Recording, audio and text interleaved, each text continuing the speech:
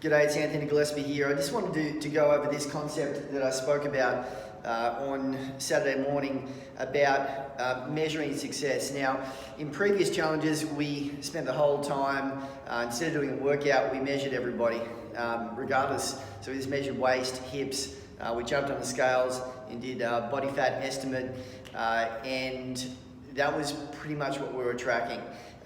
You can still do that, but what I want to encourage is this personal responsibility for what you want to track. Photos was the other thing that goes into the Coach Catalyst app, and I'm really happy if you get that data into that system, and that's one good place to store it. There's multiple places you can put this information. So you can put it on paper, you can put it into the best practice system, put it into the Coach Catalyst system, even Miser.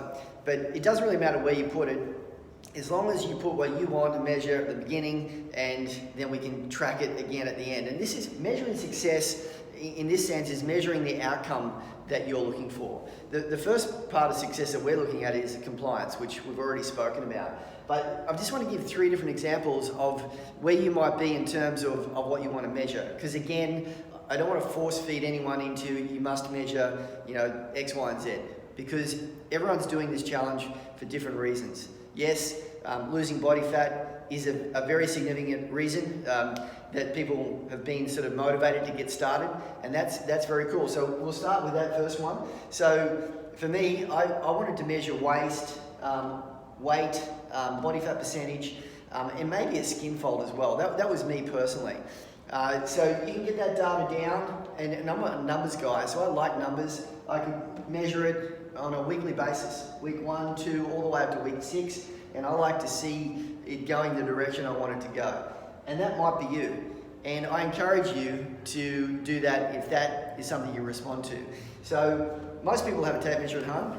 Measure at home. I mean, we're happy to do it as well, obviously. Jump on the scales downstairs. The body fat estimate, remember it's just an estimate, but it's not a bad one, is on the scales as well downstairs, which is bioimpedance. But again, you might be somebody that's not really worried about those numbers, and as I mentioned, you might be thinking it's just how do my clothes fit? And on a weekly basis, you might be just happy to appraise your progress based on how do my clothes fit? Or how do I feel? And give it a rating. Put some numbers to how do I feel from what I did last week. Do I think that what I did last week was good enough?